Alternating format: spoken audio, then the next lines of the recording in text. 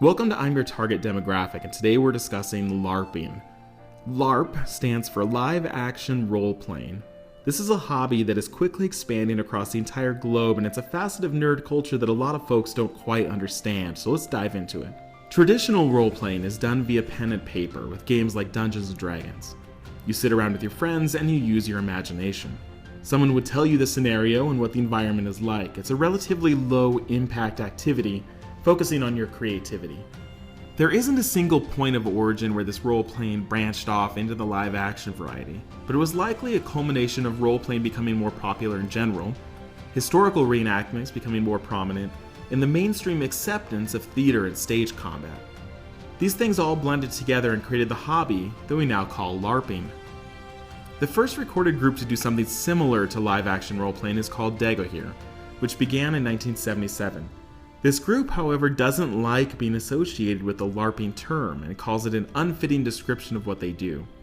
To the common observer, though, it's likely indistinguishable. Here's what you might see when you see someone LARPing.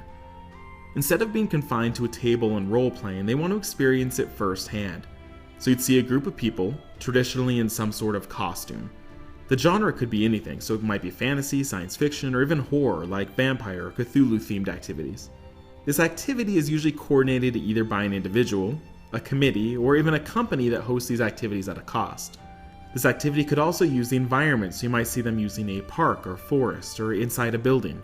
Some companies might even set up a home or large mansion to set the stage for a LARP, almost like a theater performance or a murder mystery. The question of how they LARP is dependent on the genre. A large-scale fantasy war would consist of potentially hundreds or even thousands of people who have the goal of fighting others, either with foam weapons called boffers, or makeshift replacements for magic, like small items that they can throw as a stand-in for something like a fireball or other magic spell. There are rules in place for how to fight and what is considered winning and losing. The larger an activity gets, it might be more important to have referees of sorts throughout the activity to help determine what's happening. These referees usually have a name that's fitting, such as a herald. The amount of rules and how strict they adhere to them can vary drastically between events. Before we go much further, you might be thinking that this is a corner of fandom that you've never encountered.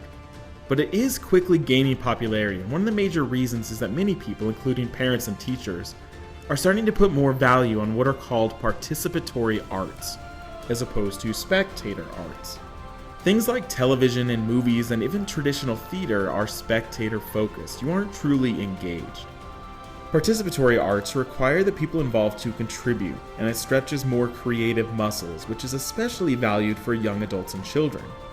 There is still a large stigma attached to LARPing, however, as the average person observing the act may not be able to differentiate what is considered a participatory art and what is just childish plain pretend. Older participants in LARPing might face more stigma than children would for this reason. While you may not actually see LARPing much, it does indeed happen in very large groups. There are organized festivals that happen around the world that might gather thousands of people, but they're often in remote parks and forests, so you're likely not seeing them. They also tend to only happen once a year, so folks that engage in LARPing might only get the chance once or twice a year, at least in a major way. I mentioned earlier that the roots of LARPing might have evolved from other interests and hobbies, and people that enjoy LARPing likely weave in and out of these other hobbies. For example, they might find an interest in swordplay through LARPing and become actively engaged in nearby Renaissance fairs, which are rooted in historical accuracy. Someone might be interested in making costumes for LARPing, which bleeds into the cosplay hobby. They might find they have a knack for the dramatic and become interested in theater performances. LARPing really ties into all sorts of other hobbies, many of which might be more acceptable in the mainstream.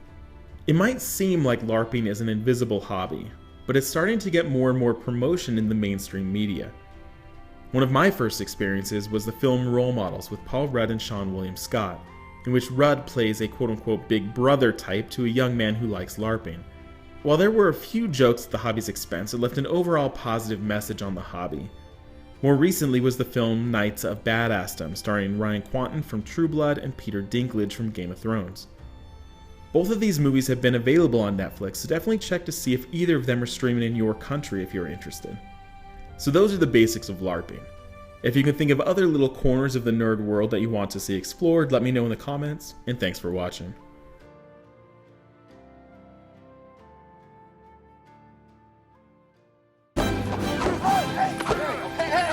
out there! Sorry. Fun though, right? It's a blast. Contagious, I know. Totally. Come back next year. I will. We need Thanks. people. Okay. Give me your email. Oh!